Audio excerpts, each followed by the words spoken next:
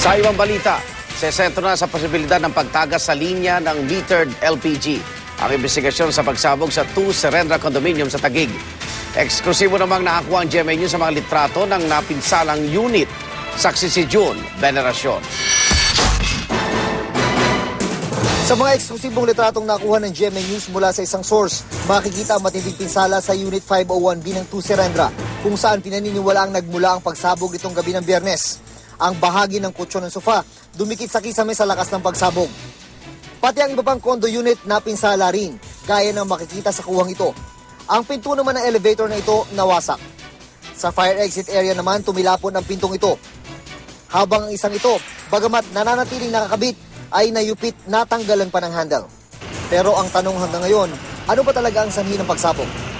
Ayon sa mapagkakatiwalaang source ng GMA News na bahagi ng binuong Crisis Management Committee, wala raw nakita mga pangunahing palatandaan ng pagsabog ng bomba sa lugar, gaya halimbawa ng blast crater. Katunayan, mula PNP at NBI, ang Bureau of Fire Protection na ngayon ang hahawak ng arson investigation. Asesentro raw ito sa posibilidad ng pagtagas sa linya ng metered LPG. Ang LPG kasi na ginagamit ng bawat condo unit dito galing sa centralized fuel facility ng 2 Serendra at inihahatid sa pamamagitan ng mga tubo.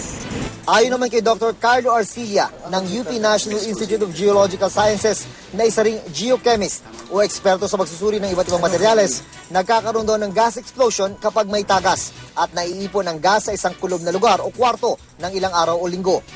Habang tumatagal, kumakapal ang gas lalo na kapag walang masingawan. Isang spark lang daw ang kailangan na pwede niyang magmula kahit sa simpleng pagbubukas ng ilaw para magkaroon ng malakas na pagsabog. Pag gas explosion, ang mangyayari dyan, ang energy is lower but it can still be very powerful. So maghahanap siya ng pressure. So lahat ng papalabas, nagbe-bend yung mga metals, hindi napuputol. Pag bomb kasi, the energy is much higher and more concentrated. No? So which means that kasi kung may mga metals ka, the explosion will rip through metal. For example, may salamin ba doon sa loob ng bahay? Kung bomba yon, basag dapat yung salamin na yon.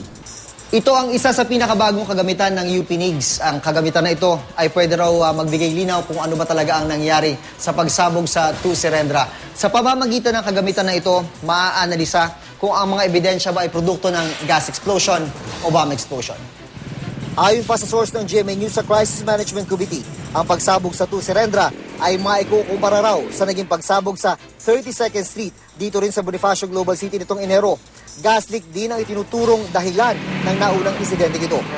Samantala, pinayagan ng bumisita sa kanilang mga unit ang mga residente ng 2 Serendra, pero para lang kumuha ng mahalagang gamit.